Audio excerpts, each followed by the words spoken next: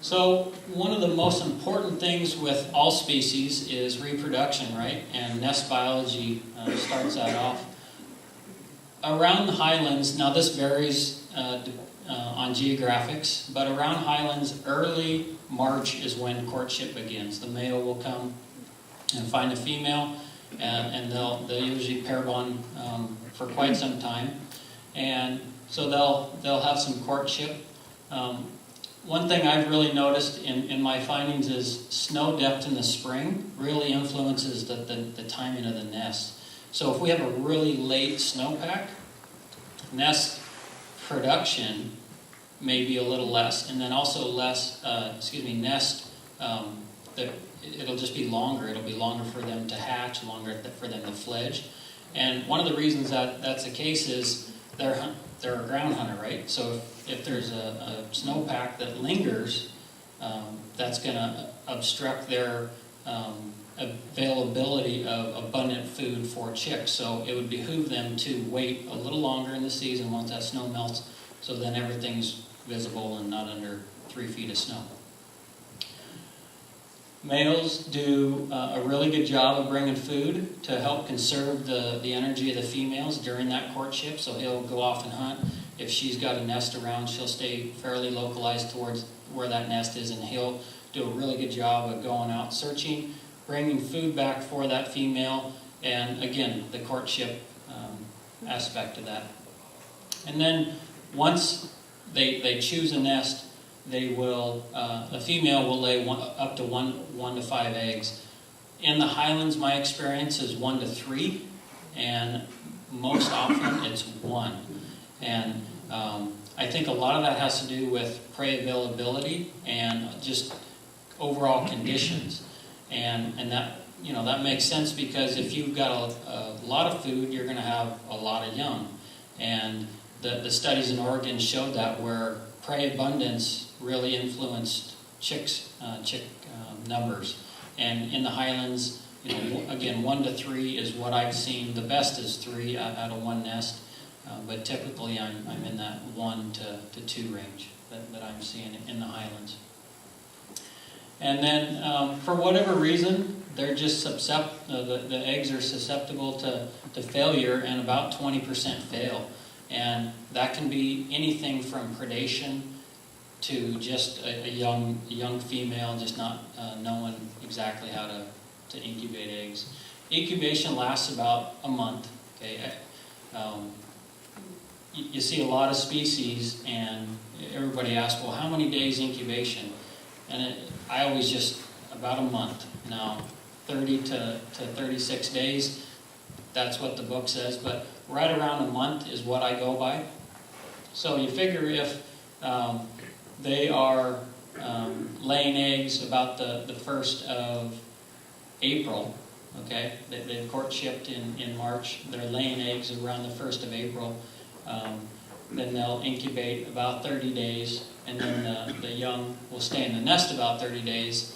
That gives me about a June 1 timeline when chicks should be ready to come out of the nest. So once the owlets or young hatch, they'll stay in the nest for about 30 days. And again, they're predominantly or 100% fed by the male and female. And the male, he is an avid hunter. He's out hunting for the little ground mice and voles and stuff like that. And a lot of what they'll bring back to the nest are pieces of the shrews and the voles. And that's because the chicks are way too young to swallow them whole. But this picture here that Justin Haug took when we went out, this is a chick here, and you'll see some more pictures. But this amazing picture he got, this is, I'm pretty sure, a redback vole. But you can see how small it is. But this chick was about a week from fledging, and it choked it down whole. It didn't even hesitate. Wow, amazing. So the female, it'll sit there and brood the young for again right at a month, while the male, he's out really hunting hard. And around the 1st of June is when the owlets leave. I was grabbing some stuff out of my rig today, and I looked at my notebook, and the one nest I had this year that had one chick in it, it fledged the 16th of June. And I'm thinking, well, why is that? So I kept looking back, and I try to keep logs of snow depth and stuff. And we had a little linger in this certain area of snow, so I'm thinking maybe that's why it was. And then I look back further into some notes, and I'm thinking this was the same owl that this picture of is, and this is about the second week in June. So I think depending on owl location and snow depth is when about they fledge and leave the nest. So once the owlets leave the nest, the female is fierce in protecting the owlets. One reason is because the owlets, once they try to fly out, they just drop to the ground, and they're really susceptible to any ground predators, coyotes, house cats, dogs, you name it, they're susceptible. And in the literature, the females have been noted to attack joggers and hikers and stuff like that within about that first week. So being really, really aggressive to anybody and anything coming around the chicks. And the males will continue to feed up to 3 months the young once they fledge, and the female, usually right around a month period, she'll leave and venture off within about a half mile and just kind of do her thing, regain her energy. Is why I think they leave and leave the care and the feeding primarily up to the male. So that's kind of the nest biology. This was a goshawk nest that was abandoned and taken up by a great gray. And you'll notice, I thought, well, maybe I found the one evidence that they brought sticks to a nest, because this was a green limb, but I started looking closer at it, and I think it just fell off of this tree here. Same nest here, there was a hill we could get on and almost look directly into it. How high up is that nest? They're right around 50 feet. It is on average. That particular nest was about 60.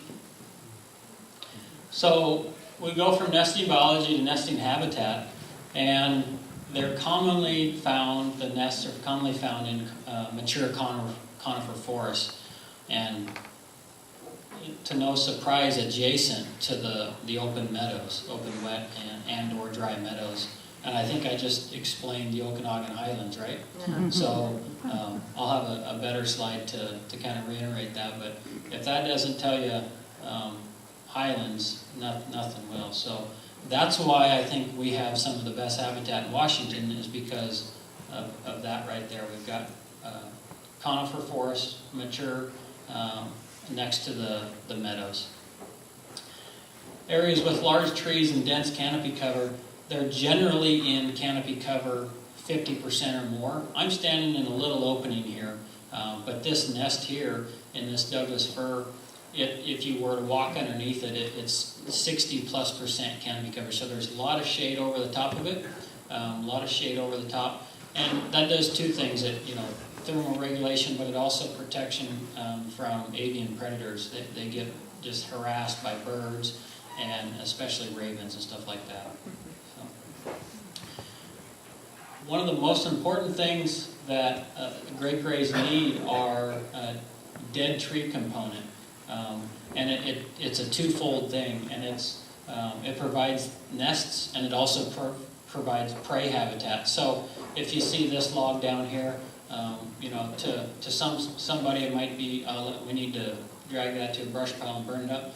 But what's underneath that log and what lives in that log is what feeds that owl. So the small prey that live in that log will help feed that owl. And then the leaning trees are very important. And this shows a little leaner here. There's some leaners back here. And in every nest stand that I went to, there's this component. And all the literature points to it.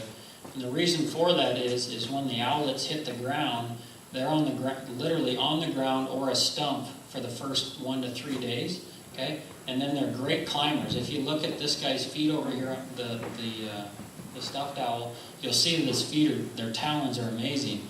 The chicks, the owlets, they have almost, just a smaller version of those talons. They could climb trees within a week like this. So to get on the ground level, if there were no leaners, they would be on the ground level for over a week. But these leaner trees provide a ladder, per se, to get up to the next limb. And then from there, once they get from here, they'll stay for about a week at that level, and then they'll have enough strength to just climb vertically straight up. But these are really important to them, these leaner trees.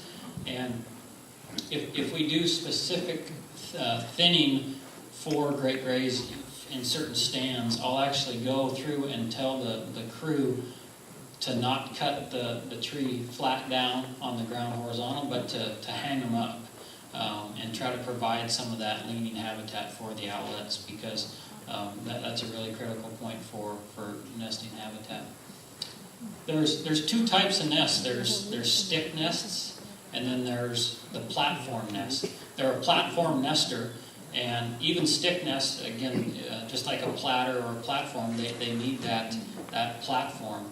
And abandoned stick nest like this one here, I believe this was an old red tail stick nest. This was on state land up here in the Highlands, and it wasn't used that year, so the great gray, she was in it. She's actually sitting right below it, and then the male was behind me. And so it provided a great platform. Now, I'll show you later some larger trees. As they break off, they provide that platform as well, and we'll talk a little bit about that too. So this is another picture of some nest habitat here.